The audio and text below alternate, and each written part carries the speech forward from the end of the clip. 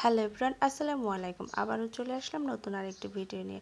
সবাইকে পুরো ভিডিওটি দেখার আমন্ত্রণ জানাচ্ছি। সবাই পুরো ভিডিওটি দেখবেন, ভালো লাগলে লাইক, কমেন্ট অ্যান্ড শেয়ার করে দেবেন। তো এই ভিডিওটি করা হয়েছিল বাড়িতে গেলে জুলাই মাসে, যখন আমি বাড়িতে গিয়েছিলাম। তো এই ভিডিওটি আমার শ্বশুর বাড়িতে গিয়ে করছিলাম। আমি আর আমার হাজব্যান্ড বাড়িতে গেলে ফজরের নামাজ পড়ে সকালবেলা হাঁটতে যাই। তো হাঁটতে গিয়ে একটা পুকুরে আমি একটু শাপলা ফুল দেখতে পেলাম, তার একটু ভিডিও করে নিলাম। আমি একটা জলপাইয়ের গাছ দেখতে পেলাম, তার একটু ভিডিও করে নিলাম। আমি যখন বাড়িতে থাকতাম তখন প্রায় প্রতিদিনই জলপাই যখন গাছ থেকে পাকা পড়তো, সে পেকে যাওয়া জলপাইগুলো আমি মরিচ লবণ দিয়ে ভর্তা বানিয়ে খেতাম, অনেক ভালো লাগতো। বা গাছ থেকে পেড়ে সিদ্ধ করে ভর্তা বানিয়ে খেতাম, অনেক ভালো লাগতো। কিন্তু আর এখন তো কিনে খেতে হয়। বাড়িতে যখন যাওয়া হয়, যখন জলপাইয়ের সময় যাই, তখন হয়তো বা নিয়ে আসতে পারি, না হলে আর পারি না। তো তারপরে এই যে রাস্তার দিকে যাচ্ছিলাম, রাস্তার দুই পাশে কিন্তু সবুজ, দেখতে অনেক ভালো লাগতেছে। তো আমি বাড়িতে গেলে হাঁটতে যাই, এই সবুজগুলো দেখতে আমার অনেক ভালো লাগে। সবুজ প্রকৃতি দেখার জন্যই আমি আর কি যাই। তো আমার সবুজ প্রকৃতি দেখতে কিন্তু অনেক ভালো লাগে। ওই যে সামনে একটা দেখা যাচ্ছে বিল, এটা অনেক বড় একটা বিল। এই বিলটার নাম দুসতিনের বিল। তো এর আগে আমি একটা এর ভিডিও দিছিলাম। এই বিল নাকি একটা লোকের ছিল, আর ওনার নাকি দুইটা ওয়াইফ ছিল, তারা ওখানে গোসল করতো, তাই বিলটার নামকরণ হয়েছে দুসতিনের বিল। আর তারপর আমি বাড়িতে আসলাম, আসার পরে এই গাছ থেকে আমি পাতা পাড়তেছি। এই পাতাটার নাম হলো পেপুলদার পাতা। আর এই পাতার শরবতটা কিন্তু শরীরের জন্য অনেক উপকারী।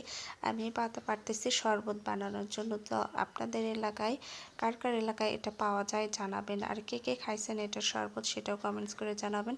এটা কিন্তু শরীরের জন্য অনেক উপকার, ছেলে এবং মেয়ে সবাই খেতে পারে। তো আমি বাড়িতে গিয়ে পাতাটা ধুয়ে ভালো করে পরিষ্কার করে নিয়ে এরপর জগে পানি দিয়ে দিয়েছি, তারপর হাত দিয়ে কুচলিয়ে নিচ্ছি। এই শরবতটা এভাবেই বানাতে হয়। তো পানিটা কিন্তু একটু পিচ্ছিলের মতো হয়ে যাবে এই শরবতটা। আর আমি পাতাগুলো উঠিয়ে নিচ্ছি, আর একটু হয়তো বা নাড়াচাড়া করলে আর একটু বের হতো। তো আমি কিন্তু গ্লাসে ঢেলে নিচ্ছি। এই শরবতটা ছেঁকে নিতে হয়, আমি ছাঁকা না ছেঁকেই ঢেলে নিয়েছিলাম গ্লাসে, পরবর্তীতে কিন্তু ছেঁকে নিয়েছিলাম। আর এই শরবতের পাতার একটা গন্ধ আসে, অনেকে সেটা নিতে পারে না, তবে আমার কাছে খারাপ লাগে না, আমি নিতে পারি।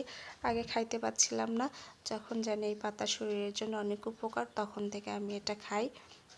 তো আমি এই পাতাগুলো চামচ দিয়ে ফেলে দিচ্ছি। তো চামচ দিয়ে ফেলে দিয়ে কিন্তু হয় নাই, পরবর্তীতে আবারও ছেঁকে নিয়েছিলাম। এটা ছেঁকে নিয়েই খেতে হয়। তবে শরবতটাতে অনেকে একটু চিনি দিয়ে খায়, তবে চিনি না দিয়ে খাওয়াই ভালো। চিনিটা আমাদের শরীরের জন্য ক্ষতিকর। বাড়িতে গেলে আমি এই পাতার শরবতটা খাই। তো আমার শরবতটা কিন্তু হয়ে গেছে। তো আপনাদের কার কার এলাকায় পাওয়া যায়, কী কী খাইছেন কমেন্টস করে একটু জানাবেন। খাওয়ার পরবর্তীতে যখন আমি ছেঁকে নিয়েছিলাম তখন কিন্তু আর ভিডিও দেখাই নাই।